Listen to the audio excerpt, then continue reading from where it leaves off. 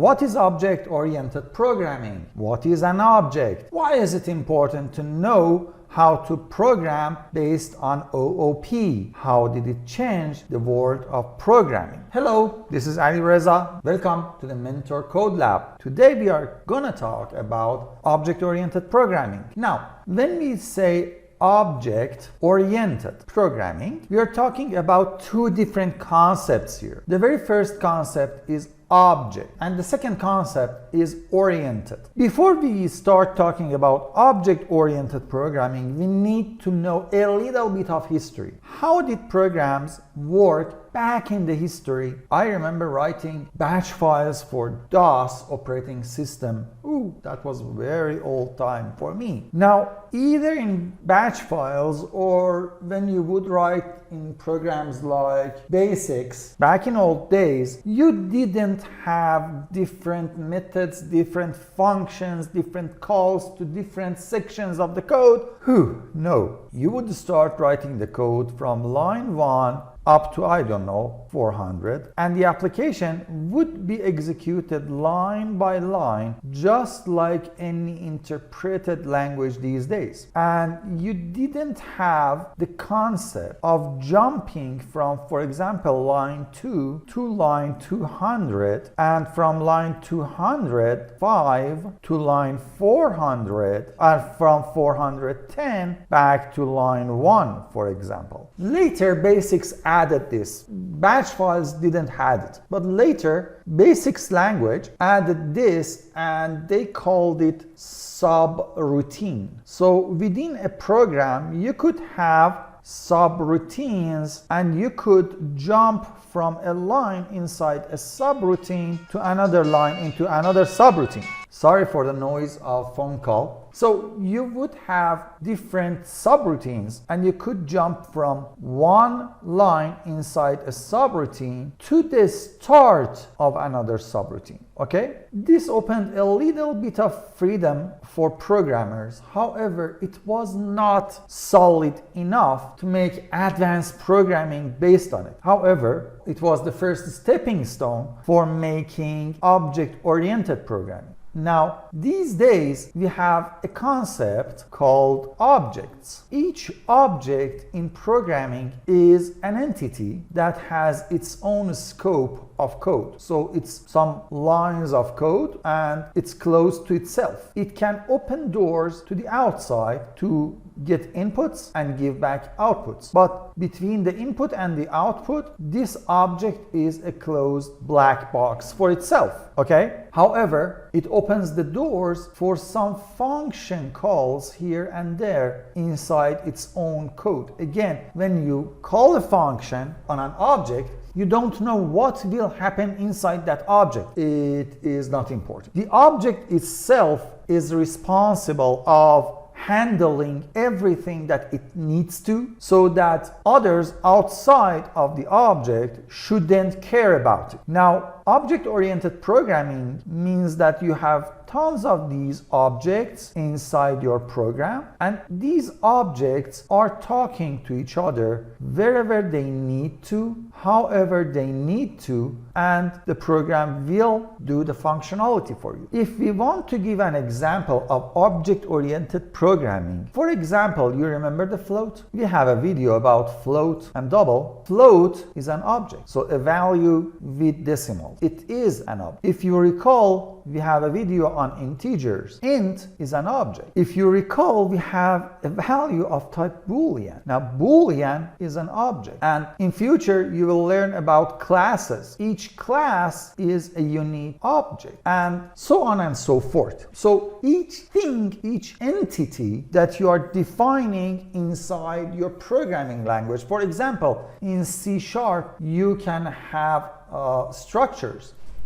Okay, these are your specific data structure, and again, structures are objects. So any type of entity that you have in your program is of type Object, don't forget it. What do we mean by oriented? When we say that our programming is object oriented, it means that we write our program in such a way that it has multiple modules called objects, and we write on our program in such a way that these objects will talk to each other. So when we start our program, we are hitting our first object, for example. This object will call whatever it needs to other objects, and these objects will call to each other in such a way that the logic will flow and it will orient itself toward using different objects until some output is happening or some function is happening. For example, I don't know, we will see a word on the monitor, or I don't know, maybe the PC is shutting down, okay? Or something is being printed on the paper. So the printing of the paper is the result of hitting a button. But between these two, we write the program and its logic in a modular way and connect these modules to each other so that the event happens. And that is object-oriented programming. So we program with the orientation of using objects. Now, object-oriented programming changed the world of programmers, and it became a revolution in programming. Why is that? Because when we were having subroutines, we were limited in functionality. Yes, we had a subroutine that would call another subroutine that would call another subroutine, and finally either we would get the output or again we would go back to another subroutine. But here is the big deal about this concept compared to object-oriented programming.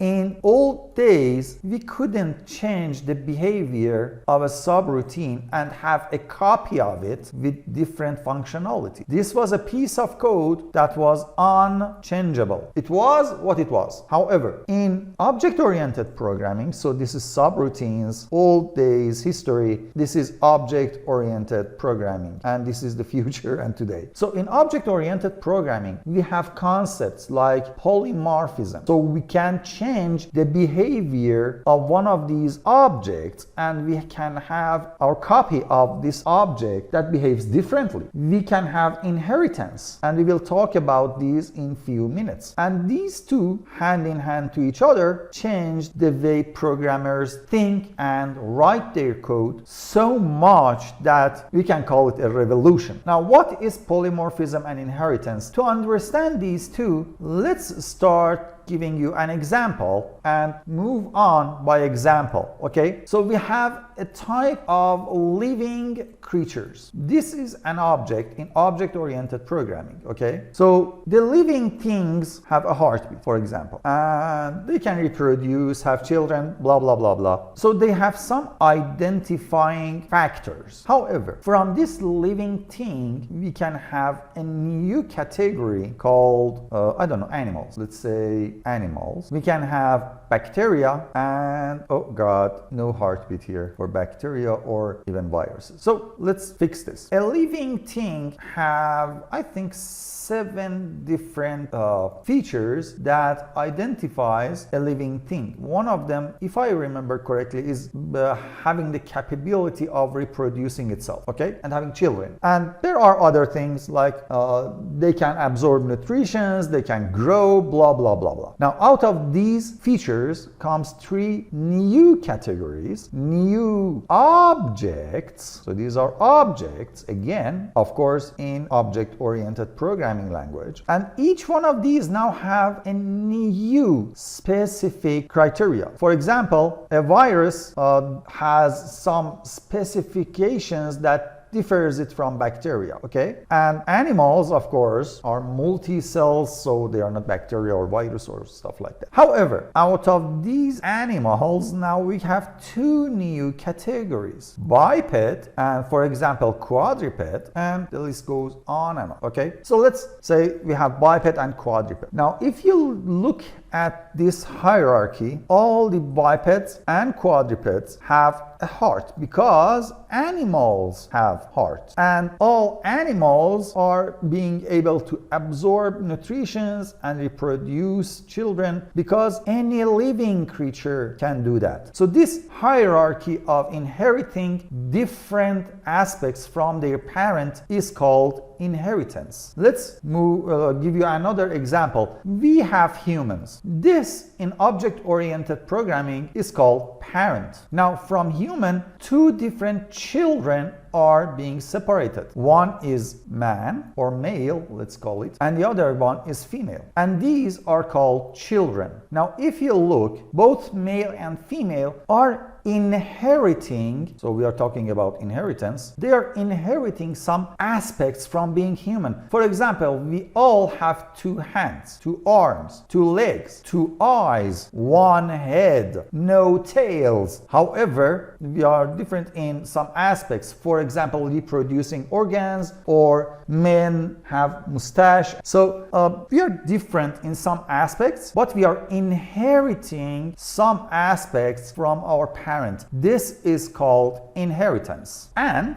now we have different men or male people. Someone is called George, someone is called Michael, and so on and so forth. If we look, the global inheritance is the same between all men. However, their look are different. Someone is tall, someone is fat, someone has darker skin, and this is called polymorphism. So, for example, all men have two arms. Okay, that's inheritance for you. However, the length of these arms differ from one person to another person.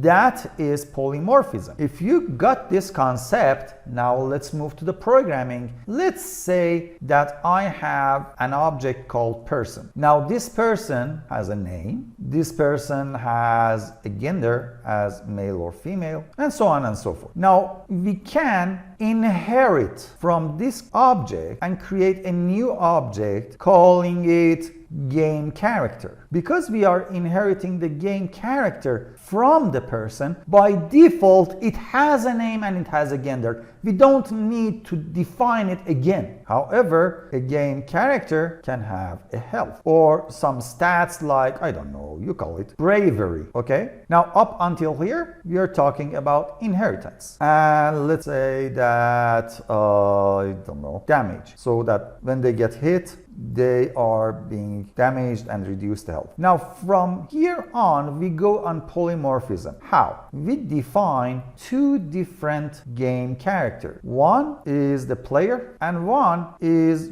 George as an NPC, non-player character that is not an enemy. It's a passive character in the game. Okay, now player when gets damaged should reduce the health. Okay, that's obvious. However, this NPC should behave differently. It shouldn't die. It's always there. It's a god character that can't be damaged. So we need, here's another word for you, to override the behavior for the damage call. So when we are overriding the damage, we say that, hey, ignore it. Okay, so if anything is damaging this NPC, ignore it. Don't do anything. So this NPC is always on full health. We changed the behavior of one of the children, and that is polymorphism for you. This is an example in the game world. We have others in the programming world. For example, if you are writing an application for customers, you may have a global customer, okay, class, or I should say a global person class. This person will have a name, a family name, and I don't know, address, phone number, anything. However, the customer will inherit from person. It will have ID and stuff like that. It can have a list of invoices, etc., etc. And